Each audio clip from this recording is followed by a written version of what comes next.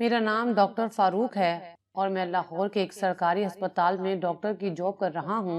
अल्लाह ताला ने मुझे दो बेटियां अता की हैं। मेरी बड़ी बेटी 14 साल और छोटी बेटी 12 साल की है। वो दोनों भी मेरी तरह डॉक्टर बनना चाहती हैं, मगर डॉक्टर बनने से पहले मैं अपनी दोनों बेटियों को हाफिज कुरान बनाना चाहता था। इसलिए मैं अपनी दोनों बेटियों को अपनी कॉलोनी में रहने वाली एक हाफिज कुरान लड़की के पास भेजा करता था, जो मेरी दोनों बेटियों को दीनी तालीम और हाफिज कुरान बना रही थी। मैं अपनी बीवी बच्चों के साथ बहुत खुश था। एक दिन अस्पताल में ड्यूटी सर अंजाम दे रहा था कि मेरी बड़ी बेटी का फोन आ गया। उसने मुझे फोन पर बताया कि उसकी उस्तानी, जिनसे वो कुरान पाक हिफ्ज करने जाती थी, अभी 1 घंटा पहले किसी ने उसका कत्ल कर दिया है और उनके घर पर पुलिस आई हुई है। मेरी बेटी उससे ज्यादा कुछ नहीं जानती थी।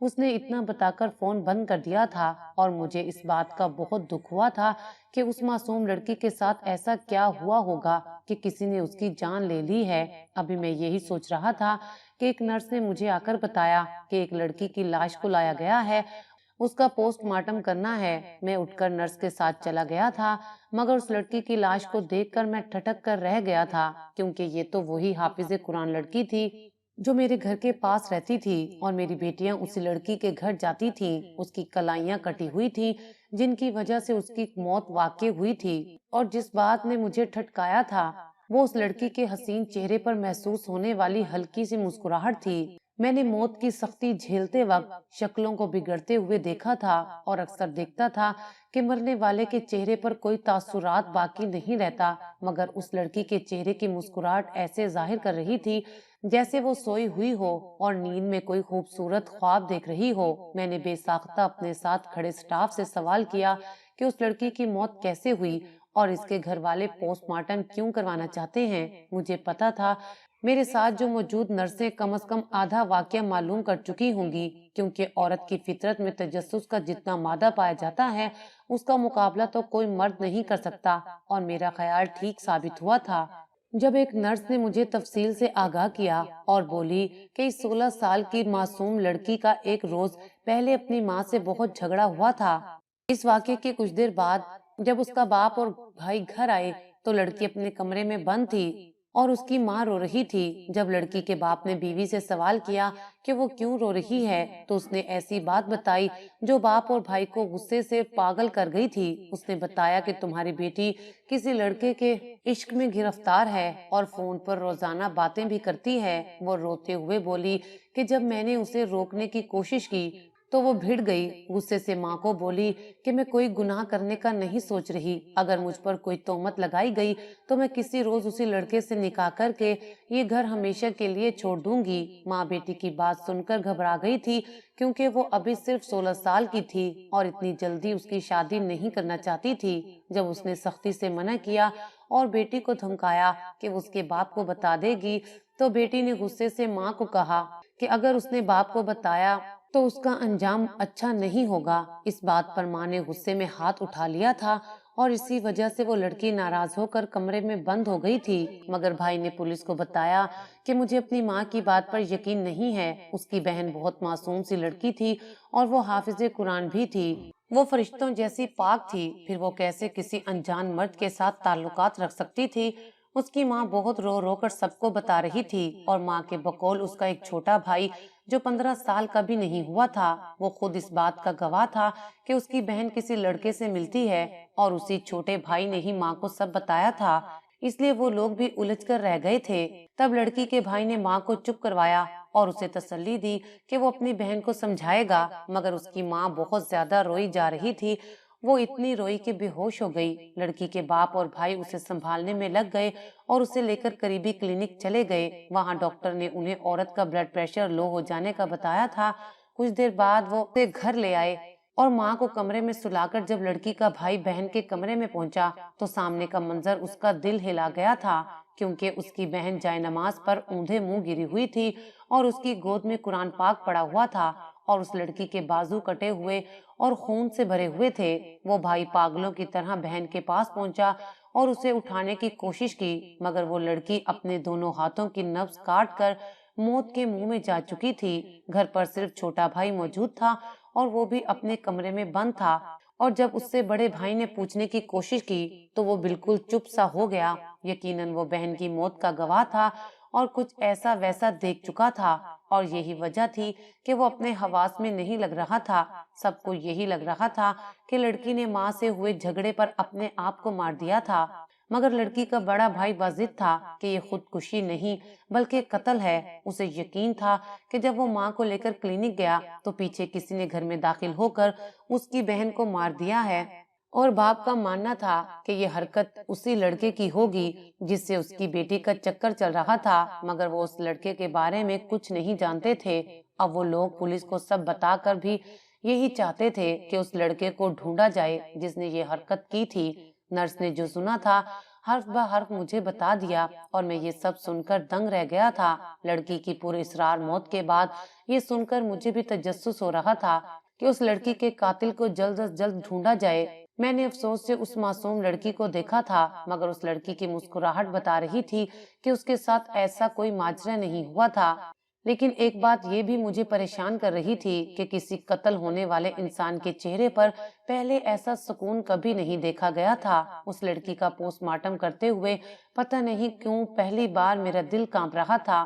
میں اب اس بات کو بھی سمجھ رہا تھا کہ جس گھر میں کسی معصوم لڑکی کی اچانک موت واقع ہو جائے تو شاید ہر گھر والے ایسے ہی موت کے اصل وجہ جاننے کی کوشش کرتے ہیں۔ میں نے کانپتے ہاتھوں سے پوسٹ مارٹم کرنے کے لیے ابھی لڑکی کو آدھا کاٹا ہی تھا کہ میرے ہاتھ مزید حرکت کرنے سے انکاری ہو گئے تھے، کیونکہ اس لڑکی کے جسم سے خون بہنے لگا تھا، اور میں نے جتنی کوشش کی خون نہیں رکا تھا۔ مجھے یہ سب دیکھ کر جھٹکا لگا تھا، کیونکہ کسی بھی انسان کے جسم سے خون کا مسلسل جاری رہنا صرف دو صورتوں میں ممکن ہوتا تھا، یا تو وہ انسان زندہ ہو تب ایسا ہوتا ہے، یا پھر وہ شہید ہو تب ایسا ہوتا ہے کہ خون جاری رہتا ہے، رکتا نہیں ہے۔ میں اس لڑکی کو چیک کر چکا تھا، وہ سچ میں مر چکی تھی۔ کیا یہ لڑکی شہیدہ تھی؟ اس لڑکی کی زندگی کے بارے میں جان کر تو میں کوئی اندازہ نہیں لگا پا رہا تھا، کیونکہ وہ لڑکی حافظ قرآن تو تھی، لیکن اس نے ایک غیر محرم مرد کے ساتھ محبت کا رشتہ قائم کیا ہوا تھا اور اس سے رابطے میں تھی۔ ناحق قتل ہونے والے انسان کو ایک حد تک شہید کہا جا سکتا ہے، مگر ایسا نہیں کہ اس کے گناہ نظر انداز کر دیے جائیں۔ میرا دماغ اب واقعی الجھ چکا تھا کہ آخر یہ کیا واقعہ تھا، اور لڑکی کے چہرے کے مسکراتے ہوئے تاثرات اور اب اس کا خون جاری ہو جانا ایک ہی طرف اشارہ کر رہا تھا کہ وہ شہید ہوئی ہے۔ زندگی میں پہلی بار میں کسی وجود کا پوسٹ مارٹم کرتے ہوئے ایسے گھبراہٹ کا شکار ہوا تھا۔ میں فوری پیچھے ہو گیا اور مزید اس لڑکی کے وجود کو کاٹنے سے انکار کر دیا۔ میں نے پولیس کو اور لڑکی کے گھر والوں کو بھی معذرت کر لی اور انہیں بتایا کہ لڑکی کا خون نہیں رک رہا، اور اگر میں نے اپنا کام جاری رکھا تو مجھے خوف ہے کہ ڈیڈ باڈی کو کوئی نقصان نہ پہنچے۔ لڑکی کا باپ اور بھائی بری طرح گھبرا گئے تھے، وہ معاملے کی گہرائی تک پہنچنا چاہتے تھے۔ پھر میں نے انہیں سمجھایا کہ اب اپنی لڑکی کی ڈیڈ باڈی کو اذیت دینے کی بجائے اپنے چھوٹے بیٹے سے اصل ماجرا جاننے کی کوشش کریں۔ میں انہیں مشورہ دے کر اپنے کمرے میں پہنچا اور سر پکڑ کر بیٹھ گیا۔ مجھے بار بار فکر ستا رہی تھی کہ آخر اس معصوم لڑکی کے ساتھ کیا ہوا تھا کہ وہ یوں موت کے منہ میں چلی گئی تھی۔ آج اتنے عرصے بعد پہلی بار میرے اندر کا جاسوس جا گیا تھا۔ میں ہمیشہ سے ایک پولیس افسر بننا چاہتا تھا، اور اپنے شوق کی وجہ سے ہی میں ہر چیز کو گہرائی تک دیکھنے کا شوق رکھتا تھا، مگر پھر مجھے اپنا شوق دبانا پڑا تھا اور میں سرجن ڈاکٹر بن گیا تھا۔ میرا تعلق ایک ایسے گھرانے سے تھا جہاں سب پڑھے لکھے لوگ تھے۔ میرے دادا کا خواب تھا کہ میرے ابو ڈاکٹر بنتے، مگر میرے ابو کو پروفیسر بننے کا شوق تھا، اور میرے دادا اپنا خواب لیے قبر میں جا سوئے۔ جب میں پیدا ہوا تو میرے باپ کے دل میں بھی یہی بات آئی کہ وہ مجھے ڈاکٹر بنائیں گے۔ میں اپنے گھر میں سب سے بڑا تھا، اس لیے میرے باپ نے اپنا شوق مجھ پر پورا کیا تھا۔ میں نے دادا کی خواہش سنی تو خوب محنت کرنے لگا تھا تاکہ میں ڈاکٹر بن سکوں۔ میری محنت رنگ لائی تھی اور میں ڈاکٹر بن گیا تھا، مگر میرے ابو نے ایک بار پھر سے فرمائش کر دی کہ مجھے مزید پڑھ کر سرجن بن جانا چاہیے۔ میں نے اس فرمائش پر بھی سر جھکا دیا تھا۔ ڈاکٹر بن جانے کے بعد سرجن بننے سے انکار کرنا تو ویسے بھی بے وقوفی ہوتی، لیکن اس روز لڑکی کی ڈیڈ باڈی کا پوسٹ مارٹم کرتے کرتے میرے دل میں یہی شوق جاگ گیا کہ میں اس قتل کے پیچھے کی کہانی جان سکوں۔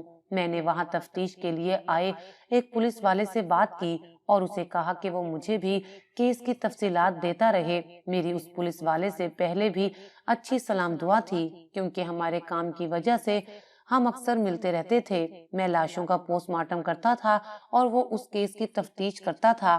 اس سلسلے میں ہم اکثر ملتے جلتے رہتے تھے۔ اب بھی اس پولیس والے نے مجھے سب بتانے کا کہا اور چلا گیا۔ کچھ دن ایسے ہی گزر گئے اور میں اپنے کام میں مگن ہو گیا، مگر چاہ کر بھی میں وہ واقعہ اپنے دماغ سے نہیں نکال پایا تھا۔ پھر ایک روز اچانک مجھے جب اس پولیس والے نے ساری بات بتائی تو میرے رونگٹے کھڑے ہو گئے تھے۔ میں سوچ بھی نہیں سکتا تھا کہ وہ لڑکی کسی ایسی وجہ سے موت کے منہ میں گئی ہوگی جس کی وجہ سے ہم عام لوگوں کی سوچ بھی نہیں جا سکتی۔ ایک روز میں اپنی ڈیوٹی سے فارغ ہوا تو وہی پولیس والا مجھے ملنے آ گیا۔ میں نے اسے بٹھا کر چائے بنوائی اور حال احوال پوچھنے لگا۔ اس پولیس والے نے پریشان سے لہجے میں بولتے ہوئے کہا کہ میں اکثر سنتا تھا قیامت قریب آ گئی ہے، اس کی نشانیاں مل رہی ہیں اور وقت آ گیا ہے، مگر مجھے کیا لگتا تھا کہ یہ تو ہم اپنے بچپن سے ہی سن رہے ہیں، مگر اب مجھے لگتا ہے کہ واقعی قیامت قریب ہے اور دجال کا فتنہ ہر طرف جال پھیلا چکا ہے، مگر ہم ابھی تک انجان ہیں۔ میں اس پولیس والے کی باتوں پر ناسمجھی سے اسے دیکھنے لگا۔ تب وہ بولا کہ میں جانتا ہوں کہ تم بھی اس لڑکی کے قتل کا سچ جاننا چاہتے ہو اور میں وہی بتانے آیا ہوں۔ اس پولیس والے نے اتنا بول کر مجھے مزید تجسس میں مبتلا کر دیا اور پھر وہ مجھے تفصیل سے بتانا شروع ہوا تو سچ جان کر میرے ہوش اڑ گئے۔ اس پولیس والے نے جو کچھ مجھے بتایا اس کی تفصیل کچھ یوں تھی کہ پولیس والوں نے لڑکی کے جنازے کے بعد اس کے چھوٹے بھائی کو بلوا کر تفتیش کرنے کی کوشش کی تھی، مگر وہ بالکل سکتہ زدہ ہو چکا تھا۔ پولیس والے چاہتے تھے کہ لڑکے پر سختی کر کے سوال کیے جائیں۔ وہ چھوٹا لڑکا تھا، یقیناً ڈر کر ساری بات بتا دیتا، مگر پولیس والوں کی سختی پر بیٹی کو کھونے کے غم میں مبتلا ماں اپنے بیٹے کی ڈھال بن گئی اور سب سے لڑنے لگی کہ اس کا بیٹا پہلے بھی غم میں مبتلا ہے اور اب اسی سے سوال کر کر کے اسے تکلیف پہنچائی جا رہی ہے۔ لڑکی کے باپ نے پولیس والوں کو بتایا کہ اس کا چھوٹا بیٹا اپنی بہن کی موت کے بعد سے کوئی بات نہیں کر رہا تھا، وہ گھر میں سب سے زیادہ اپنی بہن کے قریب تھا۔ باپ نے جلدی میں بتاتے ہوئے ایسی بات کی جو پولیس والوں کو چونکا گئی تھی۔ باپ بول رہا تھا کہ یہ دونوں سوتیلے بہن بھائی ہونے کے باوجود ایک دوسرے کے بہت قریب تھے۔ پولیس نے جب اس بات کی وضاحت مانگی تو پتا چلا کہ وہ بڑا بھائی اور وہ لڑکی اس مرد کے اپنے بچے تھے، جبکہ وہ عورت اس کی دوسری بیوی تھی اور اس مرحومہ لڑکی کی سوتیلی ماں تھی اور چھوٹا بیٹا اسی ماں سے تھا۔ یہ بات جان کر پولیس کا پہلا شک اس سوتیلی ماں پر گیا تھا۔ یہ فطری سی بات تھی کہ سوتیلی ماؤں کا سوتیلی اولاد سے یہ رویہ کبھی اچھا نہیں ہوتا۔ پولیس کے شک پر لڑکی کے باپ نے بتایا کہ وہ سوتیلی ماں باقی ماؤں سے الگ تھی، اس نے ہمیشہ سوتیلی بیٹی کو ہی سکی ماں جیسا پیار دیا تھا، مگر پولیس اس حقیقت کو ماننے سے انکاری تھی۔ پولیس نے اس چھوٹے لڑکے کو چھوڑ کر اس کی ماں سے تفتیش کرنا شروع کر دی اور لڑکی کی ماں اس کہانی پر ڈٹی رہی کہ اس کے درمیان بحث ہوئی اور لڑکی ناراض ہو کر کمرے میں بند ہو گئی اور بعد میں مری ہوئی ملی۔ پولیس کو لگتا تھا کہ اس عورت نے سوتیلی بیٹی پر غیر لڑکے سے محبت کا تعلق رکھنے کا بھی جھوٹ بولا تھا۔ لڑکی کا باپ پولیس کی اس بے وجہ تفتیش پر غصہ ہو گیا تھا اور سختی سے بولا کہ اسے اپنی بیٹی کی موت کی وجہ نہیں جانی، اس کی بیٹی تو مر گئی ہے، اب پولیس اس کے گھر کا سکون برباد کرنے پر تلی ہوئی ہے۔ باپ نے غصے سے پولیس کو جانے کا بول دیا تھا۔ لڑکی کا بڑا بھائی پولیس کی بات سوچنے پر مجبور ہو گیا تھا۔ وہ پولیس والا بولا، جب یہ بات چیت چل رہی تھی میں اس مرحومہ لڑکی کے چھوٹے بھائی کو دیکھ رہا تھا، مجھے اس کے چہرے کے تاثرات عجیب سے محسوس ہو رہے تھے۔ سب کو سوتیلی ماں پر شک تھا، مگر میری نظر اسی لڑکے پر جمی تھی۔ مجھے لگا وہ لڑکا کچھ جانتا ہے، مگر میں ابھی اس سے کوئی سوال کرتا یا بات کرتا۔ لڑکی کے باپ نے بھڑک کر پولیس کو وہاں سے جانے کا بول دیا تھا۔ پولیس واپس آ گئی، مگر مرحومہ لڑکی کا بڑا بھائی ایک دو روز بعد خود تھانے پہنچ گیا تھا۔ وہ بولا کہ وہ اپنی سوتیلی ماں کے بارے میں جاننا چاہتا ہے اور وہ پولیس کی مدد کرنے کو تیار تھا، کیونکہ وہ ہر حال میں اپنی بہن کی موت کا سچ جاننا چاہتا تھا۔ पुलिस ने उससे उसकी माँ के बारे में सवालात किए और उसे हिदायत दी कि वो अपनी सौतेली माँ की सरगर्मियों पर नजर रखे। मगर जो दूसरा पुलिस वाला था, जो कि मेरा दोस्त भी था, वो मुसलसल लड़की के भाई को सोचता जा रहा था। उसे यकीन था कि लड़की की मौत की वजह उसका छोटा भाई ही बता सकता है। उसने कुछ दिन तो खामोशी से तफ्तीश होने दी, मगर फिर एक रोज उसने अचानक उस मरहुमा लड़की के बड़े भाई से अलैदगी में मिलकर उससे दरखास्त की कि मैं तुम्हारे छोटे भाई के बारे में जानना चाहता हूँ, उसे सिर्फ तफ्तीश का एक छोटा सा हिस्सा समझो। उस पुलिस वाले के सवाल पर बड़ा भाई कुछ सोच में मुब्तला हो गया और फिर बोला कि मेरा छोटा भाई घर में सिर्फ हमारी बहन के करीब था और उसके गिर्द घूमता रहता था, मगर फिर कुछ अरसा पहले उसने अलग थलग और दूसरे कमरे में बंद रहना शुरू कर दिया था। हमारी बहन परेशान थी कि उसका भाई सबसे अलग क्यों रहने लगा है। उसे खौफ था कि शायद वो किसी परेशानी का शिकार है, मगर जब उसने छोटे भाई से सवाल किया तो वो बोला कि अब वो बड़ा हो गया है और जवान है, इसलिए अकेला रहना पसंद करता है। जबकि बहन को शक था कि उसकी सौतेली माँ ने अपने बेटे को उससे दूर रहने का कहा है। उससे लगा कि कुछ दिन बाद खुद ही इसका छोटा भाई ठीक हो जाएगा, मगर कई माह गुजर गए और अब तो उनका छोटा भाई सबसे दूर दूर रहने लगा था। उसके भाई ने बताया कि मेरे छोटे भाई की बहुत पहले से अकेले रहने की आदत बन चुकी थी। पुलिस वाला ये सुनकर मजीद तजस्सुस में आ गया और बड़े भाई से कहा कि मैं तुम्हारे छोटे भाई का कमरा देखना चाहता हूँ। उस पर बड़ा भाई कुछ हैरान हुआ, मगर फिर उसने हामी भरी और बोला कि कल मेरा भाई स्कूल जाएगा तो मैं आप लोगों को उसके कमरे तक ले जाऊंगा। अगले रोज उसने वादे के मुताबिक पुलिस वालों को बुलाया और छोटे भाई के कमरे में ले गया। पुलिस वालों ने उस कमरे को देखा तो ठटक कर रह गए। वो कमरा बहुत फैला हुआ था, वो कागजों और रद्दी से भरा हुआ था और कमरे में कोई भी तेज रोशनी वाला बल्ब ना था। बड़ा भाई उसके लिए चाय लेने गया तो पुलिस वाले ने हर कोना देख लिया और एक एक कागज देखने लगा। तब उसकी नजर एक मेज के नीचे पड़ी जहाँ कुछ कागज गोल मोल करके फेंके हुए थे। जब पुलिस वाले ने वो कागज उठाकर पढ़े तो उसके रोंगटे खड़े हो गए। वो एक कागज पर लिखी तहरीर पढ़कर सकता जदा रह गया था। लड़की का बड़ा भाई आया तो पुलिस वाले ने संजीदगी से वो कागज बड़े भाई को पकड़ाया। जब उसने उस कागज पर लिखी तहरीरें पढ़ी तो उसका रंग फक हो गया। वो सदमे से लड़खड़ा गया था क्योंकि कागज पर लिखा था कि अपनी सबसे प्यारी चीज की कुर्बानी दो। ऐसे लगता था जैसे किसी ने उस लड़के को हुक्म दिया हो और बदले में कोई इनाम रखा हो। जवाबन उस छोटे भाई ने एक कागज पर लिखा हुआ था कि मैंने अपनी सबसे प्यारी चीज की कुर्बानी दे दी है और अपनी बहन को मार दिया है। उस छोटे लड़के ने अपनी सबसे प्यारी बहन को अपने हाथों से मार दिया था और ये सब माँ ने अपनी आंखों से देख लिया था। उसने बेटे को रोकने की कोशिश की थी, मगर उसके रुकने से पहले ही बेटे ने अपना वार कर दिया था। बेटे को बचाने के लिए वो रोने लगी और बेहोशी का नाटक किया ताकि उसकी मौत को खुदकुशी बना सके। मामला इसी तरह मजीद उलझ गया था। जाने उस लड़के को कौन खत दे रहा था और हिदायत दे रहा था।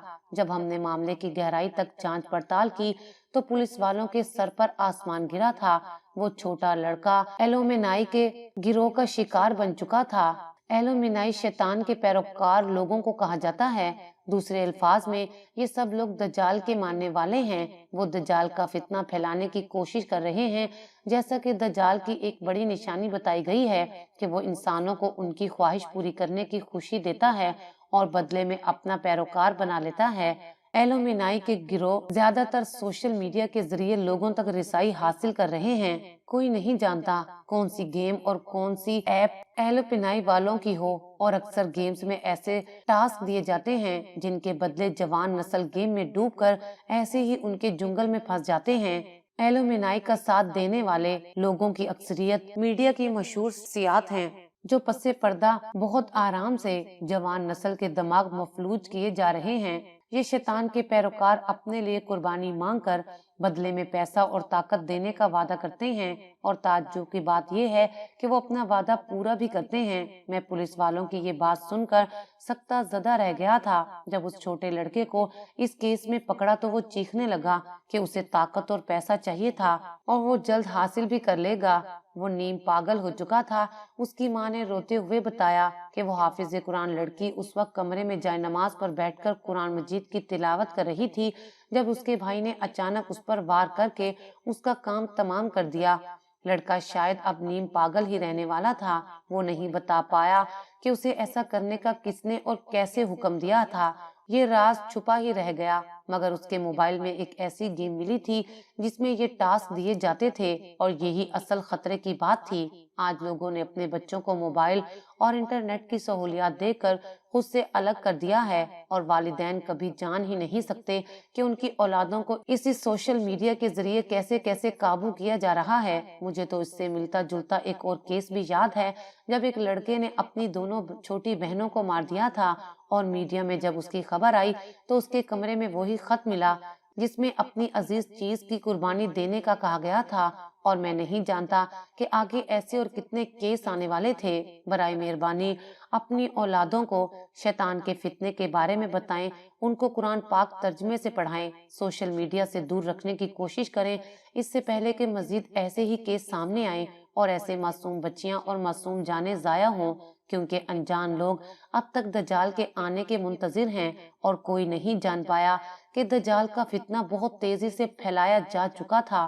آخر میں اپنے اللہ پاک سے دعا مانگتی ہوں کہ وہ ہمیں دجال کے فتنے سے محفوظ رکھے، آمین۔